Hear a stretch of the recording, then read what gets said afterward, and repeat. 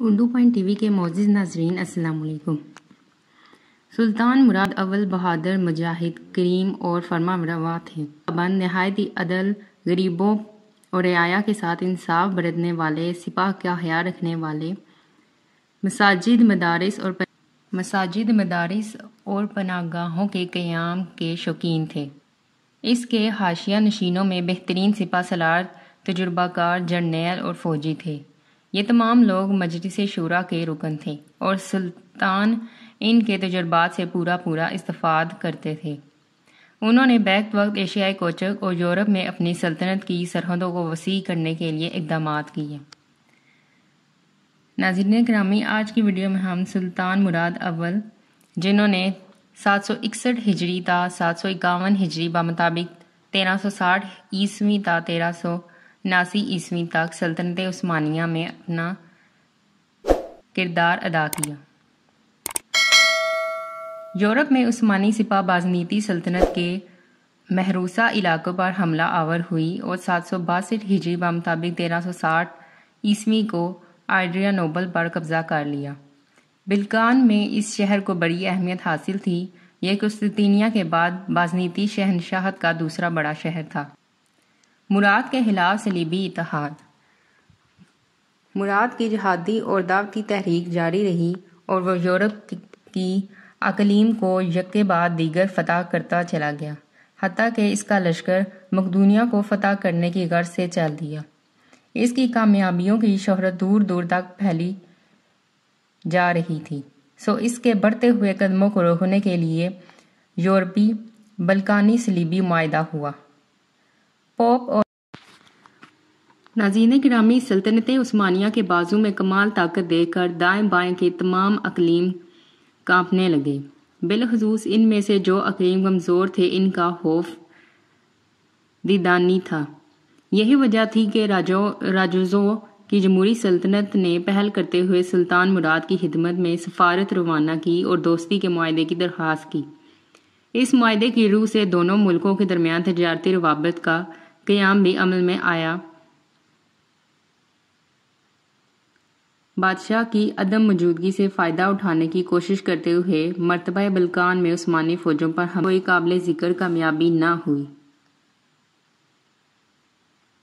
کہا جاتا ہے کہ سلطان مراد کے وزیر، جن کے پاس جنگ کے دوران قرآن کریم کا ایک نسخہ ہوتا تھا، نے اتفاقاً بغیر کسی ارادے کے قرآن کریم کھولا تو ان کی نظر فوراً اس آیات کریمہ پر پڑی: اے نبی، اہل ایمان کو جنگ کی ترغیب دو۔ اگر تم میں سے 20 صبر کرنے والے ہوئے تو وہ 100 پر غالب آئیں گے، اور اگر 100 ہوئے تو وہ 1000 کافروں پر غالب آئیں گے، کیونکہ یہ وہ قوم ہے جو کچھ سمجھ نہیں رکھتے۔ وزیر محترم نے اسے نیک شگون گمان کیا اور مسلمانوں کو فتح پر محمول کیا۔ اس واقعے سے تمام فوج کو بھی فتح کا یقین ہو گیا۔ دونوں فوجیں آمنے سامنے کھڑی ہوئی۔ دوسرے ہی لمحے جنگ شروع ہوئی۔ معرکہ کا راز گرم ہوا اور بالآخر جنگ مسلمانوں کی واضح اور یقینی کامیابی کے ساتھ ختم ہو گئی۔ کوسوں میں اس کامیابی کے بعد سلطان مراد میدان جنگ کا معائنہ کرنے لگے اور مسلم شہداء کی صفوں کے درمیان پھرنے لگے اور ان کے لیے دعا کرنے لگے۔ اس طرح زخمیوں کو تلاش کیا اور ان کی مرہم کی اقدامات کیے۔ اسی سنا میں ایک سپاہی اٹھا جو مردوں میں پڑا اپنے آپ کو مردہ ظاہر کر رہا تھا۔ اس کا تعلق سریبیا سے تھا اور وہ سلطان کی طرف دوڑ پڑا۔ محافظوں نے اسے گرفتار کر لیا، لیکن اس نے یہ بہانہ بنایا کہ وہ سلطان سے بات کرنا چاہتا ہے اور ان کے ہاتھ اپنے مسلمان ہونے کا اعلان کرنے کا آرزومند ہے۔ سلطان نے اپنے محافظوں کو اشارہ کیا کہ وہ اسے چھوڑ دیں۔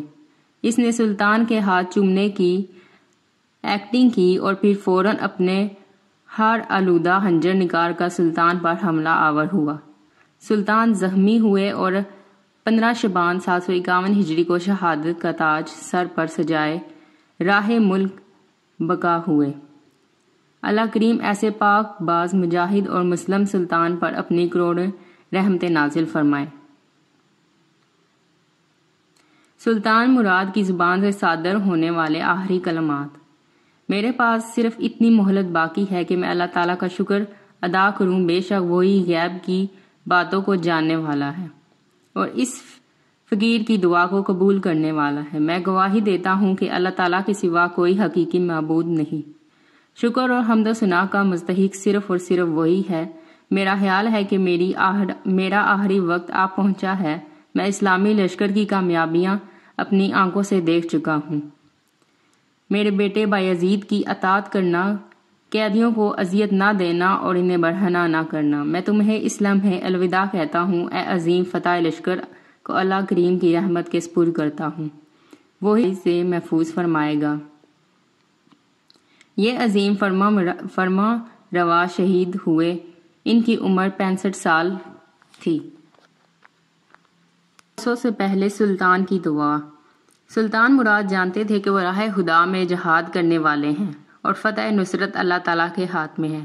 اسی لیے جب بھی وہ میدان کارزہ میں اترتے تو خوب دعا، اے رحم فرمانے والے، اے آسمان کے رب، اے وہ جو ہے میرے رب، میں اپنی روح تیرے لیے قربان کرتا ہوں۔ میں چاہتا اور میں ہمیشہ چاہتا رہا ہوں کہ میں لشکر اسلام کی خاطر شہید ہو جاؤں۔ الہی مجھے ان کی تکلیف دیکھنا نصیب نہ ہو۔ اے میرے مولا، اس بار تو مجھ پر کرم فرما کہ تیری راہ میں تیری رضا کے لیے شہید ہو جاؤں۔ اس روایت میں دعا کے الفاظ یہ ہیں، الہی میں تیری عزت و جلال کی قسم کھاتا ہوں، اس جہاد سے یہ فانی دنیا نہیں، میں تو تیری رضا چاہتا ہوں اور مجھے اس کے علاوہ اور کچھ نہیں چاہیے۔ اے اللہ، میں تیری عزت و جلال کی قسم کھاتا ہوں کہ میں تیرے راستے میں نکلا ہوں، اپنے راستے میں موت دے کر میری عزت افزائی فرما۔ ایک اور روایت میں دعا کے یہ الفاظ منقول ہیں، اے میرے معبود، میری دعا اور یہ گریہ زوری قبول فرما اور ہم پر اپنی رحمتوں کی وہ بارش برسا جو ہمارے ارد گرد اٹھنے والی آندھیوں کے گرد و غبار کو دھو ڈالے، اور ہمیں وہ روشنی عطا کر جس سے ہمارے ارد گرد پھیلے سب اندھیرے جھٹ جائیں اور ہم اپنے دشمنوں کے پڑاؤ کی جگہوں کو دیکھ سکیں اور انہیں تیرے معزز دین کی سربلندی کے لیے میدان میں الکار سکیں۔ سلطان مراد ایمان اور کلمہ توحید کی حقیقت کو زندگی میں اس کے اثرات کو محسوس بھی کیا تھا۔ ایمان باللہ کی بدولت ان کے اندر کمال خودداری اور عزت و وقار پایا جاتا تھا۔ اسے اس بات کا یقین کامل تھا کہ نفع نقصان کا مالک صرف اللہ کریم ہے، وہی زندگی دیتا ہے اور وہی موت دیتا ہے۔ حکومت، اقتدار اور سیاست اسی کے ہاتھ میں ہے، اسی وجہ سے اس کے دل میں کسی چیز کا خوف نہیں تھا۔ وہ صرف اپنے رب سے ڈرتے تھے اور اس کا سر مخلوق میں کسی کے سامنے نہیں جھکتا تھا، نہ وہ کسی غیر سے دست سوال دراز کرتا، نہ کسی کی بڑائی اور عظمت کو تسلیم کرتا تھا۔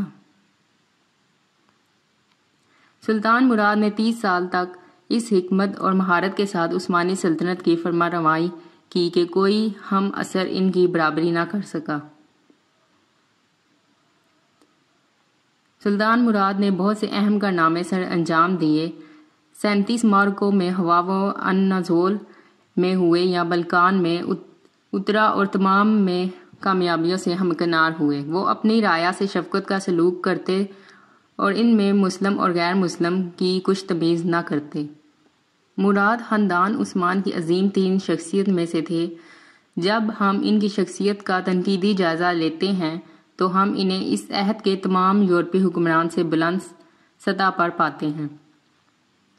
مراد کو اپنے والد سے ایک بڑی سلطنت وراثت میں ملی جس کا رقبہ 95,000 مربع کلومیٹر تھا اور وہ وراثت میں دی، گویا اس نے 29 سال میں اپنے باپ اور خان کی چھوڑی ہوئی سلطنت میں 5 گنا زیادہ اضافہ کیا۔ اردو پوائنٹ ٹی وی کے معزز ناظرین، امید ہے آپ کو ہماری یہ ویڈیو اچھی لگی ہوگی۔ حسب معمول اگر ویڈیو اچھی لگی ہے تو ویڈیو کو لائک کرنا اور چینل کو سبسکرائب کرنا مت بھولیے گا۔ ملتے ہیں آپ سے اردو پوائنٹ ٹی وی کی اگلی ویڈیو کے ساتھ، تب تک کے لیے اللہ نگہبان۔